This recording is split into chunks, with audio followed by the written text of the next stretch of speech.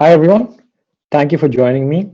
I'm Samir Singh. For those of you who don't know me, I'm a network effects advisor, and you can find a lot of my public work at breadcrumb.vc. Today, I'm talking about monetizing marketplaces and specifically how you can do that without alienating your users or customers. Now, as I present, feel free to drop your questions in, and I'll answer as many of them as I can at the end. So let's start off. Now, before I get into the meat of this, I always like to provide some context in the beginning. In general, most startups, any startup built on network effects, tends to be more complex to monetize compared to one with a more traditional business model.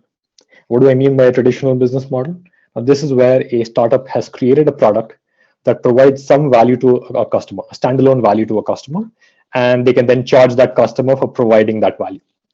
This can be hardware, software, or SaaS. It can be charged on a one-off basis or on a subscription. But as long as it has standalone value and it's being charged, it's a traditional business model. A network effects business model, on the other hand, there's often no standalone product here. Rather, the product is creating value by connecting multiple sets of users or customers. And this applies to any type of network effect. It could be a marketplace, a social network, a platform, etc., etc. And so in these cases, it's not always easy to figure out who or how you can charge because it depends on the nature of these relationships. Now, on a marketplace, these relationships are between demand and supply. And because of that, they're governed primarily by two factors. The first is what I call transaction complexity, which is how hard is it to find a match and then complete a transaction on the marketplace.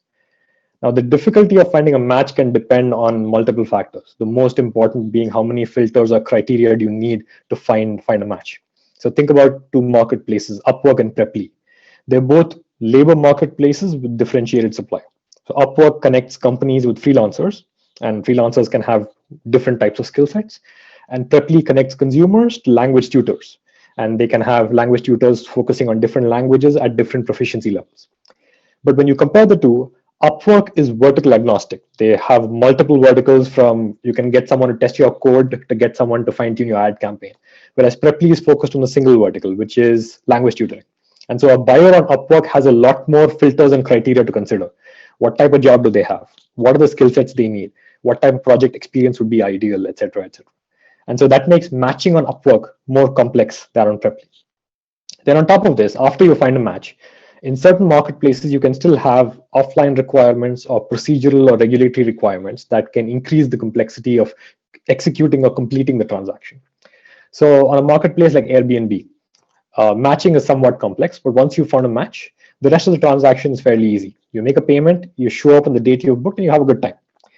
But on a B2B marketplace like Anvil, that's more complicated.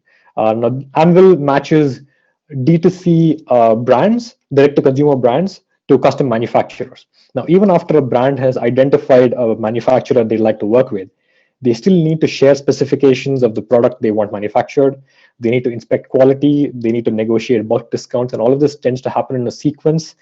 And it can't really be done before you've identified someone you want to contact. And so the rest of the transaction is also really complex there. The second factor is what I call the degree of asymmetry. So basically, this measures how much more valuable is one side compared to the other. Now, in most marketplaces, one side is going to be more valuable than the other. You have demand constrained and supply constrained marketplaces. But the level of asymmetry, the degree of it, that can differ. So think about Airbnb and Uber. They're both considered supply constrained marketplaces where supply is more valuable than demand. So in their early days, they went after supply first before they could attract demand.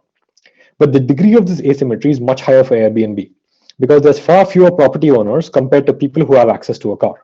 And so each individual host brings a lot more value to Airbnb's marketplace compared to what each driver brings to Uber's marketplace.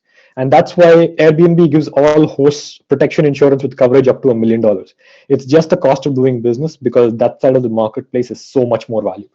Whereas Uber, they might provide some driver incentives and they can dial it up and down based on their requirements, but it's not going to be a sustained benefit for that side. So now let's take a look at how these factors can affect potential monetization models on marketplaces. Now, in general, there's 6 monetization models that are used by all network effect-driven businesses, including marketplaces. The first is commissions or interaction taxes. So this is where you're taxing interactions or transactions between participants and keeping a percentage as a rake. Now, this is viewed as the obvious way to monetize a marketplace because the marketplace is enabling the transaction and it's applying the commission at completion of the transaction. So technically, at least theoretically, it should align all incentives of participants because the buyers found something they want to buy, the suppliers made some money, and it's only at that point that the marketplace steps in and goes, now I want to take my cut. This works really well for marketplaces like Uber that have fairly low complexity and low asymmetry. But you can also use it if one of those factors, either complexity or asymmetry, is on the higher side. So if you have complex transactions, you can address that with direct support from the marketplace, where the marketplace actually steps in and takes over parts of the transaction. That's the managed marketplace model. And you see that in cases like the Real and the Vestiaire Collective, which is a C2C luxury marketplace. And because it's a marketplace for luxury products, they need to verify the authenticity of each individual product to ensure there's trust on both sides. And then on highly asymmetric marketplaces, you can also see disintermediation risks, because if the more valuable side doesn't need the marketplace that much, they might consider going around it. So that you can address with SaaS tools for the more valuable side. Open table, for example, and provide demand or supply as an added benefit to create a marketplace. So obviously, early stage marketplaces can do one of those. But if you have a marketplace that has both high complexity and high asymmetry, that can become very, very challenging, because then the value of the marketplace in actually enabling this transaction is not clear enough. And it's not clear what your argument is for earning or validating a commission. And because that can dramatically increase the incentive to go around the marketplace. So you're better off not using commissions in that scenario. So if you're a marketplace like that, paywalls are a good option. A paywall, it charges one side of the marketplace, which is either supply or demand for access to the marketplace. Now, this is very different from charging for a SaaS product or SaaS tool that complements the marketplace, like on Open Table. I'll get to that. In this case, you're actually charging for access. So that means it's most effective when one side is much more valuable than the other. So you have really high asymmetry. So that way you can onboard the more valuable side for free and then charge the other side to switch on interactions or transactions. One of the problems these marketplaces can run into is that paywalls create a fairly high barrier to liquidity, because you're preventing adoption on one side until they pay up. Yes, you're onboarding the more valuable side for free, but they're there for a reason. And the reason is to get transactions. And if you're preventing the other side from adopting it, that's limiting their benefit. Now, that's not as much of a problem when complexity is very high, because if matching or transaction complexity is very high, there's lots of friction in the marketplace. Even if you bring supply and demand together, that doesn't necessarily guarantee that transactions will flow. In fact, a paywall can actually act as a filter to ensure that higher quality participants from the less valuable side make it into the marketplace. And so if you want to institute a paywall, you really need both high complexity and high asymmetry. So that makes it a really good alternative for a marketplace that cannot monetize with commissions. A really good example of this is ClassPass. So they match consumers with open spots in fitness classes. Now, the scarcest resource here is the availability of these open spots. So asymmetry is reasonably high. Matching is also deceptively complex, and this continues to surprise people. Think about what it takes for a match to occur in ClassPass. There's lots of different types of fitness classes, from yoga to Pilates, spin, different types of weight training. And obviously, each person has their own individual interest. On top of this, the distance between consumers and classes is a big factor. At least in the pre-COVID world, people were likely to go to classes close to where they worked or close to where they lived. On top of this, matches need to be made before the scheduled time of the class. Otherwise, it's lost revenue for the supplier. And bookings aren't likely to be made well in advance, because if a consumer wanted to make a booking well in advance, they might as well go to the gym directly. They wouldn't need ClassPass. And so the combination of these factors makes it very complex to make matches in time. And so to deal with this, ClassPass gets consumers, which in this case is the less valuable side, to commit to a monthly subscription, and they get a number of credits that they have to use during the course of those months. Otherwise, they lose those credits. And that limits complexity. And of course, gyms can list their open spots for free. Another good example is ScoutBee. They're a B2B supplier discovery marketplace for OEMs. So that includes auto manufacturers, aircraft manufacturers, etc. Now, in those industries, the considerations involved in picking a supplier are pretty complex. There's lots of different steps involved: quality control, verification, inspections, etc., etc. It takes a while. On top of this, the availability of high quality suppliers is by far the most important factor because they're making specialized components. You can't have a part stop working mid-flight on an aircraft. And so supply is much more valuable than demand. And so Scoutbee charges the demand side, which are OEMs, to access their supplier discovery tool, but suppliers can create a profile and access OEM tenders for free. So really, it's the same model, despite the fact that they're very, very different types of marketplaces. The third model is what I call a premium network tier. Now, these marketplaces don't charge at the point of entry. So all participants can be onboarded for free. The marketplace can connect both demand and supply and collect a commission. On top of this, they have an optional premium variant of the marketplace for one side. Now, that gives them what I call enhanced matching opportunities, which means access to more buyers or suppliers or better buyers or suppliers. It's not just premium tools. You actually are providing them enhanced matching opportunities. Now, this can only be used by marketplaces that have high transaction complexity, because if matching is easy, there's really no pain to drive these upgrades. And if matching is complex, you need asymmetry to be lower in order to maintain that free to access version of the marketplace. A good example of this is Upwork. As I mentioned, they match freelancers with companies. Now, on the free version, a company can do pretty much everything you might expect them to be able to do on a marketplace like this. They can post their own jobs, set their pricing, search for freelancers, invite them, hire them, manage the project, make payments, the entire cycle. In return, Upwork takes a 10% commission and a 3% payment processing fee, which is one of the smaller commission. The challenge is that companies are limited to just 3 freelancer invites per job post in this free tier. And that can have a pretty significant impact on the quality of potential matches, because again, there's wide variance in the skill sets and project requirements you see on a marketplace like this. And so to make up for this, they also have a premium version of the marketplace available for a monthly subscription. So if companies opt for that, they can either raise or remove this cap on the number of freelancer invites per job post.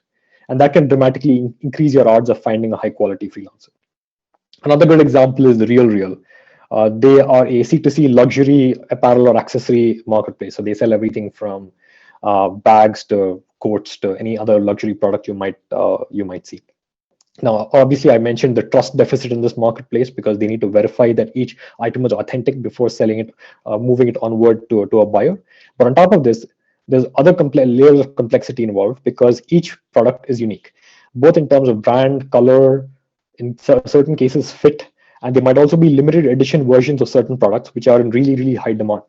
And so to tap into that, they have an optional service offering called First Look that people can subscribe to. And that basically gives them early access to new listings for about 24 hours or so. So if you really want that limited edition Louis Vuitton bag and it comes on the marketplace, as a First Look subscriber, you have first dibs on it before it goes on to the rest of the marketplace. So that's another example of a premium network tier. The next model is advertising. Now, this is a tricky model for marketplaces. It's popular because it's a high margin revenue stream, but it can also interfere with supply curation. Now, think about a marketplace that by default is monetizing with commissions. Now, you can maximize your chance of earning a commission or making a match by highlighting your best suppliers for a particular buyer need. But if you allow suppliers to promote themselves, that kind of conflicts with this goal, because that supplier who's promoting himself may not be the best fit for this buyer. And so advertising tends to be most effective when transaction complexity and asymmetry are high enough to make it challenging, at least, to use commissions exclusively. Or you're a marketplace like Amazon, where you have so much buyer and supplier liquidity that added friction does not make any difference whatsoever. The third option is if you're a marketplace that monetizes with a paywall by default. And as I mentioned, those kind of marketplaces require really high asymmetry. So one side is much more valuable than the other. And so usually the more valuable side has no incentive to advertise. They get enough business. The less valuable side is already paying a fee to reach the more valuable side. So yes, they might be willing to pay a bit more to promote themselves, but advertising is likely to be a minor revenue stream there. So one way to get around this problem is what I call paywall advertising. So these are standardized advertising packages that require a recurring subscription for that site to access the marketplace and advertise on it. So a good example of both advertising models is AutoTrader. They're a used car marketplace that connects both car dealerships and private sellers with buyers. Now, matching is quite complex here because each car is very different, not just by make and model, but also the condition of each individual used car, which is why buyers want to inspect each car in person and take a test drive before they actually make a purchase decision. Asymmetry varies, but it ranges between moderate to high. If you're comparing buyers to private sellers, I'd say asymmetry is moderate. But when a dealership is involved, asymmetry is very high because dealerships tend to compete with each other for buyers quite a bit. And so AutoTrader makes money in two ways. The next model is what I call complementary products. Now, this is very different from the other monetization models I've talked about so far because they don't generate revenue from or access to the marketplace. Instead, they enhance the value proposition of the marketplace. It's a standalone product and it enhances the value proposition. So they come primarily in two variants, but they can be more. The two variants are a single player or standalone SaaS product or optional financial services. So let's address SaaS first. Now, this is also called the come for the tool, stay for the network model if you're implementing SaaS before the rest of the marketplace. Now, here, monetization is not the only benefit. It also allows marketplaces to bootstrap one side of the marketplace before opening up to the other. And that is likely to only work when asymmetry is high. So that way you can sell the standalone product to the more valuable side and then leverage their presence to attract the less valuable side. That's also the only model in which you can actually monetize the more valuable side of the marketplace directly because you're selling them a standalone product as an individual customer, not in relation to the marketplace. A good example of this is Doc Planner. They sell a SaaS product to doctors to help them digitize patient records and scheduling. So that helped them build a critical mass of doctors, which is the more valuable side. And then they later allowed patients to book appointments with those doctors as well. Other examples of this are OpenTable, Treatwell, Lantum, which all monetize very similar complementary products. Another thing you see on highly asymmetric marketplaces is that the weaker side can often face financial disadvantages, which can create an opening for the marketplace to offer financial services. So think about B2B marketplaces like Fair or LeafLink. Fair connects retailers with wholesalers and brands, and LeafLink does the same thing, but for the cannabis industry. Now, in both cases, buyers tend to have pretty good bargaining power. So suppliers have to wait for something like 60 days, 90 days to receive payments. So that allows the marketplace to step in and say, we can give you an upfront payment, but we'll take a fee in order to do that. So that's another complementary product. The last monetization model is what I call a derived product.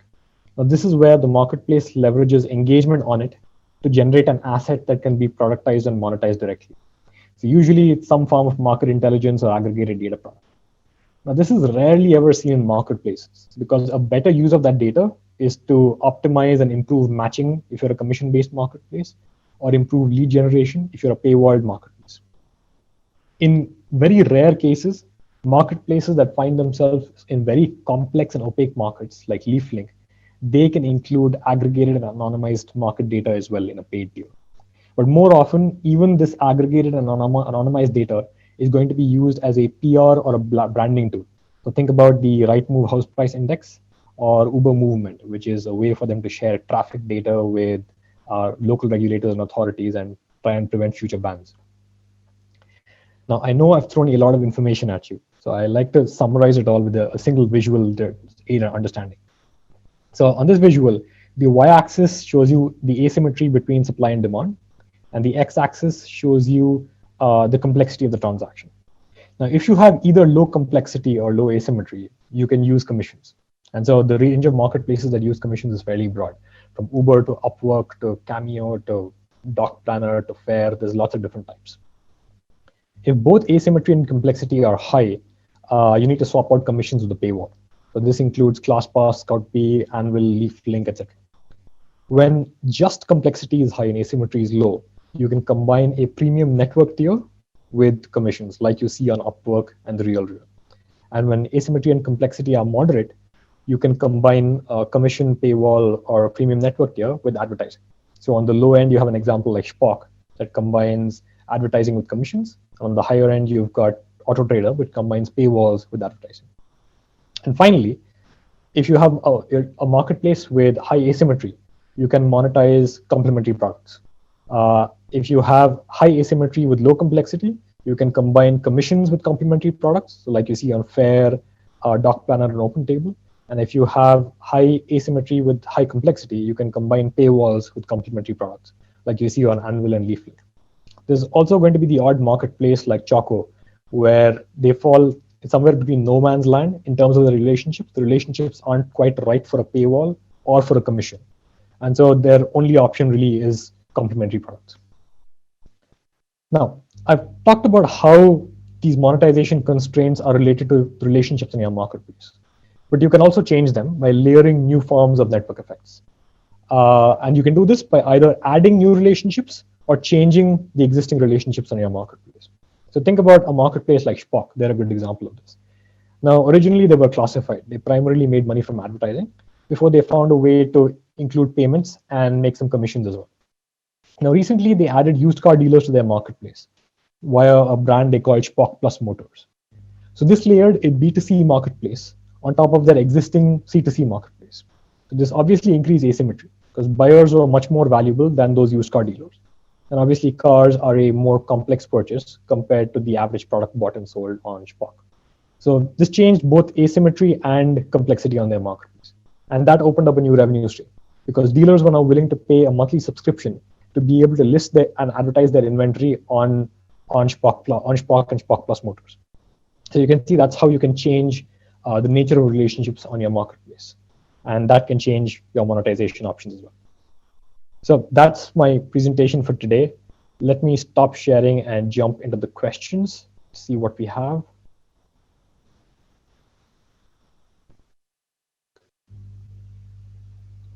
All right.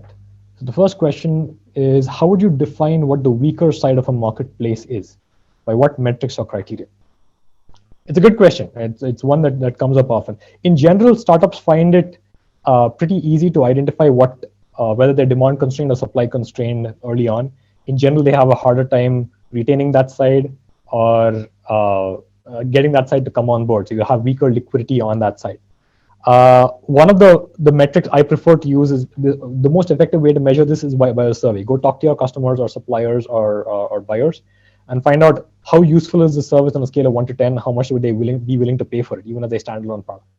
Now, you're probably likely to see significant disparity between responses from both sides if you're a marketplace with very, very high asymmetry. That's a good way to put it. Another way might be just looking at retention on each individual side. On one side, you'll see much higher retention and repeat purchase behavior. Second question is, any advice for a marketplace that connects experts with projects and vice versa, but also connects them across platforms that are hosted by different organizations? It's a complex question. In general, if you're connecting experts with projects, my guess is it's a reasonably complex marketplace. It would depend on the specifics, but my guess is you'd find yourself somewhere to the right of that map that I showed you. And the last question is, how would you define the complexity of the transaction? The complexity is, you can define it by two fronts. First is the number of filters that a buyer needs to match with a supplier. Second is the number of additional steps required to complete the transaction and how standardized or non-standardized those steps are. The less standardized they are, the more complex the transaction would be. And in general, that is one of those things that's fairly easy to find out early in the marketplaces process, because all you need to answer is, where do I put a commission? If it's easy to answer that question, you probably have low complexity. If it's hard to figure out when you can charge a commission, my guess is you have high complexity. All right, I think that's all the questions we have. Thanks for joining, everyone. I hope that was useful, and enjoy the rest of the conference.